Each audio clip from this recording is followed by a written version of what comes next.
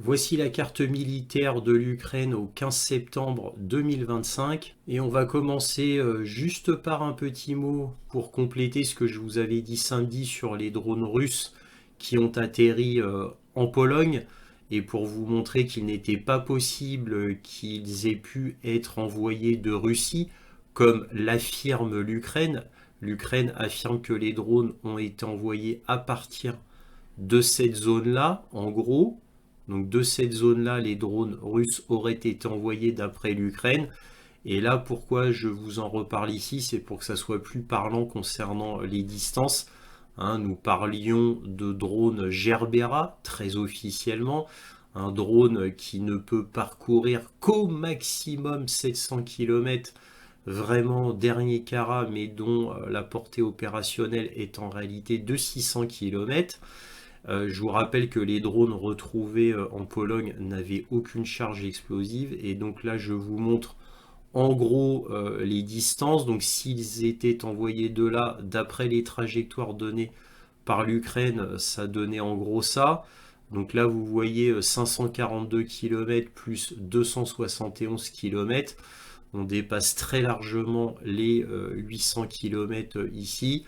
Et un drone qui aurait été envoyé d'ici en imaginant qu'on soit vraiment en ligne droite, ce qui n'était pas du tout le cas. Voilà, mais là en ligne droite, on est du 869, voilà, 850 km, là en pure ligne droite en plus, ce qui n'est pas le cas bien évidemment. Donc vous voyez, tout ça ne tient pas la route, donc je tenais à vous dire cela.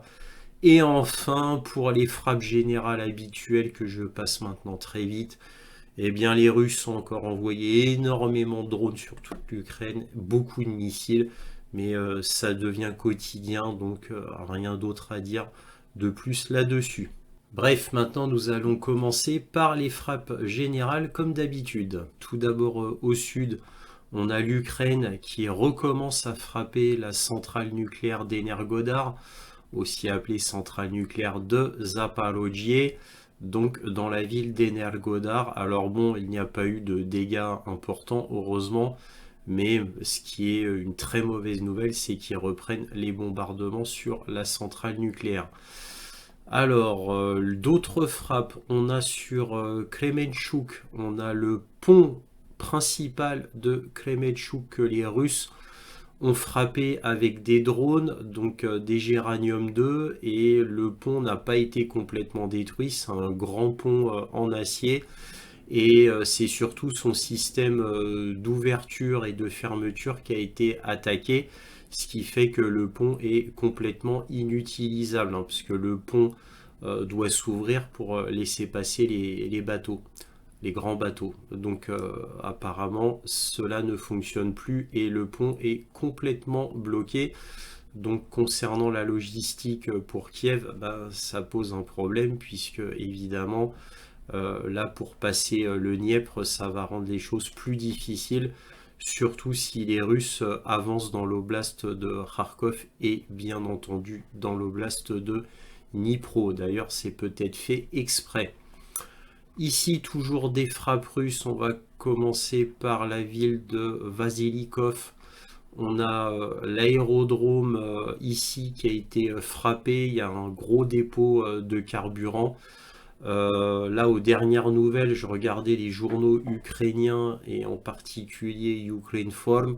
Et ça fait déjà 30 heures que l'incendie est en route et ils n'ont toujours pas réussi à l'éteindre. Donc c'est un gros dépôt de carburant qui appartient à l'aérodrome de Vassilikov. Donc c'est pour les avions, c'est du carburant d'avion dont on parle ici. Là, sur Fastov, il y a eu un wagon rempli de munitions qui a été détruit sur la voie ferrée. Toujours pareil, c'est Ukraine Forum qui nous le dit. Donc l'agence de presse ukrainienne. Donc évidemment, tout ça, ça pose problème parce que non seulement le wagon a été détruit, endommageant d'autres wagons, mais surtout il a endommagé les rails. Donc ça, c'est problématique. Voilà, alors ça c'était ce qu'on pouvait dire sur les frappes générales. On va passer au front. Au front sur Kherson, il ne s'est rien passé. À part sur Rarovka, ici, il y a eu des échauffourées apparemment très importants, amphibies, mais je ne sais pas comment ça s'est terminé. En tous les cas, voilà, c'était à noter sur cette partie du Dniepr. Alors, dans la zone de Zaporojia, ici, dans cette oblast, il ne s'est rien passé à ma connaissance. Donc ça, c'était de la semaine dernière. Donc les Russes ont un peu avancé ici, mais trop peu pour que je le note. En tous les cas, ils ont énormément consolidé ici. J'avais mis une flèche d'avancée stratégique vers Zaporojye. Bon, bah, c'est clair que c'est la cible, hein, parce qu'ils ont avancé, mais c'est pas très clair. Donc je ne bouge pas les lignes de front. Alors, comme d'habitude, hein, le triangle rouge autour de la ville très importante et fortifiée d'Orirov. C'est une ville qui a été très très longuement fortifiée maintenant. Les Russes n'avancent plus ici depuis déjà un bon moment. Par contre, bah, évidemment, comme d'habitude, hein, c'est sur l'oblast de Donetsk qu'il y a le plus d'avancées, puisque c'est l'oblast qui est au moment où je vous parle le plus important pour les Russes. Et donc là, par le sud, il y a eu une avancée assez importante, comme vous pouvez le voir. Donc là, ils vont bientôt prendre cette ville. Ils ont déjà pris cette ville-ci. Voilà, donc cette ville-ci vient d'être prise. Et vous notez qu'ils avancent, hein, qu'ils avancent là comme ça. Cela dit, moi, il y a 2 semaines, je vous avais dit que pour moi, ils allaient faire un chaudron comme ça en prenant cette ville-ci afin de retomber par le nord sur la grande ville de Zaporojye. Peut-être que je me trompe, peut-être qu'ils avanceront ici comme cela, un chaudron plus petit pour refermer toute cette zone, puisque vu que bon là c'est très fortifié dans cette zone-là, je vous rappelle que c'est dans cette zone-là qu'il y a eu la grande offensive d'été des Ukrainiens qui s'est finie par un fiasco parce que en plus ils ont fait la grande offensive au moment où les 4 lignes de défense de Soulovikine avaient été terminées.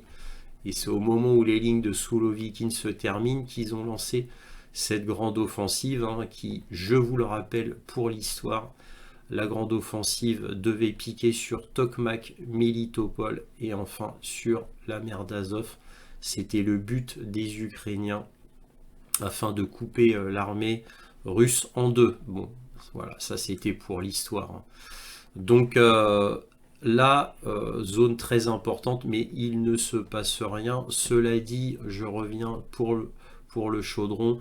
Moi, je suppose qu'ils vont faire un grand chaudron, mais encore une fois, là, comme il y a une avancée ici, peut-être que le chaudron va être moins ambitieux, plus faible, et qu'ils avanceront comme ça par l'est. Bon, nous verrons bien. Alors là, il y a eu une petite avancée. Bon, bah, vous notez quand même que, bon, là, c'est l'oblast de... Là, vous voyez, là, on est dans l'oblast de Dnipro. Et vous voyez que l'oblast de Dnipro, il commence à y avoir hein, des saillies dans l'oblast de Dnipro dans plusieurs endroits. Hein. Ici, ici, bon, bref, c'est tout petit pour l'instant, mais bon, ça avance, ça avance. Alors là, il y a une toute petite avancée. Là, ils ont fini de nettoyer pour cette ville et ils avancent vers Novoralivka, une ville vraiment notable. Donc, ils avancent vers cette ville-là. Ce chaudron-là n'a toujours pas été nettoyé à ma connaissance. Ça n'avance pas ici du tout. Sur Paklovsk, là, par contre, il s'est passé des choses. Alors ça, c'était les lignes de la semaine dernière et vous avez pu voir que les Russes sont très largement avancés et consolidés dans Pakrovsk. Alors inutile de vous dire que là, on parle de l'endroit le plus important du front. Le fait là, qu'ils aient déjà pris la moitié de Pakrovsk de manière consolidée, attention, regardez les lignes de la semaine dernière qui a été comme ça pendant quelques semaines. Hein. Donc ils ont mis du temps pour nettoyer toute cette zone. Bon, bah là c'est le signe indubitable de l'effondrement de Paklovsk. C'est fini pour Paklovsk, hein. Vous voyez les grandes routes que j'avais entourées de pointillés là. Les grandes routes d'approvisionnement bah, sont coupées, hein. Inutile de vous dire que celle-ci est coupée. Celle-ci est bien entendu coupée comme on va le voir dans quelques instants. Alors, vous voyez cette ligne de la semaine dernière, là c'est il y a 3 semaines, il y avait une petite offensive ukrainienne et ils avaient pu avancer jusque-là, les Ukrainiens. Et puis évidemment, c'était une offensive pour la communication. Ils se sont fait détruire et non seulement les Russes ont repris le terrain perdu, mais ils ont un peu avancé puisqu'ils étaient ici à la base avant l'offensive. Et là maintenant ils sont ici. Et donc ces deux villes vont tomber. Alors c'est pour ça que la flèche bleue, ça signe une offensive ukrainienne. Avec une croix, ça veut dire que l'offensive ukrainienne a complètement échoué. Alors ici, bah, d'énormes avancées, hein. Là, vous pouvez voir une avancée là, sur Tchernobyl-Liman. Là, ils ont pris ça. Cette ville-là bah, ne saurait tarder. Là, une énorme avancée. Une énorme avancée. Vous voyez que Paklovsk, bah, c'est terminé, hein. Alors moi, j'avais mis ces flèches-là il y a quelques semaines en pensant que ça allait être un peu plus large comme ça, qu'ils allaient refermer le chaudron comme ça. Apparemment, ils vont refermer le chaudron plutôt comme ça, vers Cernivka, ici. Donc là, ils ont fait un petit saillant et un énorme saillant ici. Donc vous voyez que Paklovsk, c'est terminé, hein. Bien entendu, route d'approvisionnement terminée, cette route nord terminée. Et donc ça va être complètement tenaillé comme ça par le nord. Donc Paklovsk, on peut considérer que c'est fini, ça va s'effondrer d'ici très peu de temps. Alors là maintenant on y voit un peu plus clair, donc vous voyez les lignes de la semaine dernière, hein, les lignes de la semaine dernière, et là vous voyez l'évolution. Donc vous notez que les Russes ont fait d'énormes avancées partout, vraiment partout, hein. C'est comme une avancée en étoile, hein, ça va dans tous les sens. Et là, pour Toretskiy, bah, Toretskiy va, selon moi, être pris en tenaille comme ça. Donc, ça va faire un petit chaudron. C'est ce que je pense tout du moins. Donc, évidemment, ça va tomber. Vous notez que cette grande ligne de front que vous voyez comme ça commence à être prise de plus en plus rapidement, hein. Donc, vous notez que la prise des Russes est de plus en plus grosse avec le temps. Donc tout s'accélère. L'avancée des Russes n'est pas linéaire. C'est pas une petite avancée éternelle qui ne varie jamais dans le temps. Plus le temps passe, plus l'avancée des Russes est grande. Donc encore une fois, c'est très important. Ce n'est pas linéaire. Et là, vous voyez les prises là dans la région de Paklovsk sont absolument importantes.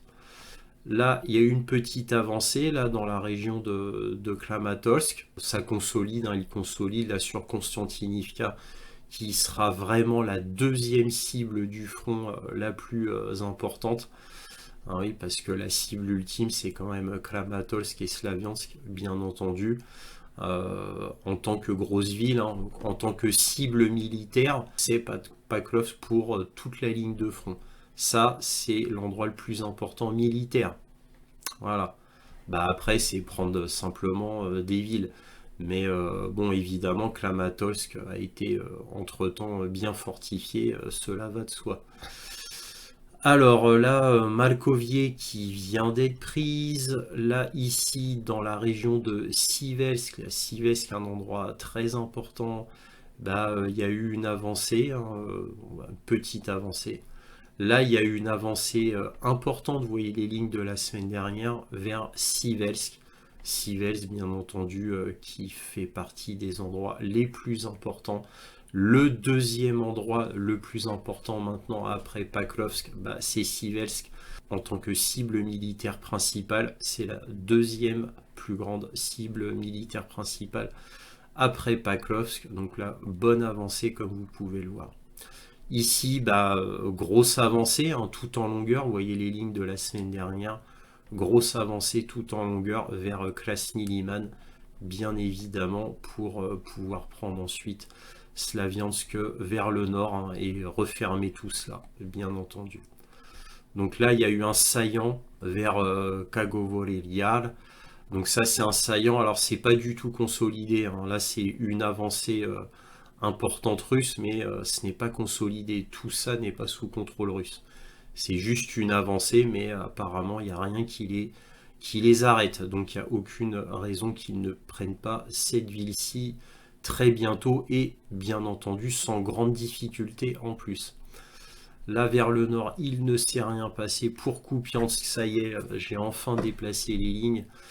On a maintenant confirmation de la nouvelle ligne de front. Là, c'était les lignes de la semaine dernière qui n'avaient pas bougé depuis quelques semaines.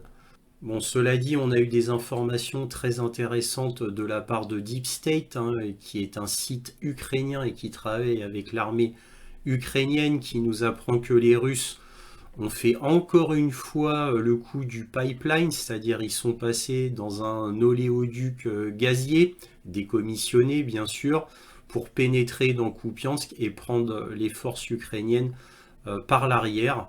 Donc ce qui m'amène à penser que Kupiansk va très bientôt tomber selon moi. Alors pour la petite histoire, c'est la troisième fois que les Russes font ça. La première fois c'était sur Avdiivka, mais on en avait très peu parlé à ce moment-là. Moi je vous en avais parlé, mais dans les grands médias on n'en avait pas parlé.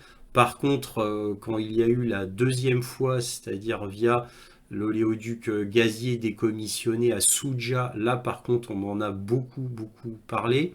Donc Souja, c'était la ville de Kursk où des forces ukrainiennes étaient terrées et se défendaient bien d'ailleurs. Donc les Russes ont pu vaincre Souja en faisant cela, et là on a une troisième fois avec Kupiansk. Donc nous verrons bien. Alors nous allons voir ça en image immédiatement. Alors là, on a le message original de Deep State qu'il nomme Pipe 3 parce que c'est la troisième fois que les Russes utilisent ce stratagème. Et là, le titre, c'est les Russes traversent la rivière Oskol à travers un pipeline gazier pour entrer dans Kupiansk. Et là, on nous dit malheureusement, l'ennemi a utilisé les pipelines pour une infiltration pour la troisième fois. La première fois, c'était à Avdiivka. La deuxième fois, c'était près de Souja. Et ils disent ici que, paraît-il, il y aurait eu la même chose qui aurait été faite, mais à Pakrovsk. Et là, ils démystifient cette information en disant que non, en réalité, à Pakrovsk, ce n'était pas ça, mais c'était aussi près de Kupiansk. Voilà, donc c'est des informations quand même très intéressantes à noter. Alors ici on peut voir le système des Russes, hein, bricolé pour se faufiler à travers les pipelines. Bon, c'est assez malin, il faut le dire, avec caméra et tout. Donc tout est électrique, ça marche sur batterie et ça leur permet de se faufiler donc rapidement à travers les pipelines. Voilà, bon, bref, Kupiansk va très probablement très bientôt tomber. Et maintenant, comme je vous le dis chaque semaine, que vont-ils faire? Vont-ils refermer le chaudron comme ça? C'est mon avis, nous verrons bien. En tous les cas, comme je vous le dis aussi chaque semaine, aucun ordre de retraite pour toutes les troupes ukrainiennes ici. Vont-ils faire une retraite ou fuir? Je ne le sais pas. En tous les cas, il faut espérer pour eux qu'il y ait une retraite et non pas une fuite chaotique qui se terminera très mal pour eux, bien évidemment.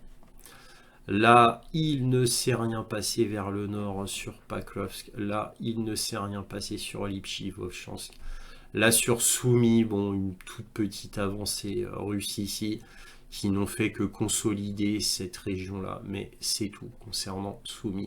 Pour le reste, il ne s'est rien passé. Et on a fini avec la carte militaire. Voilà, si cette vidéo vous a plu, n'oubliez pas un petit pouce, éventuellement un abonnement si ce n'est déjà fait. Aussi, vous pouvez me faire un petit don, lien dans la description. Et enfin, partagez mes vidéos afin que cette chaîne soit mieux connue. Merci à tous pour tout cela et toujours, soyez curieux.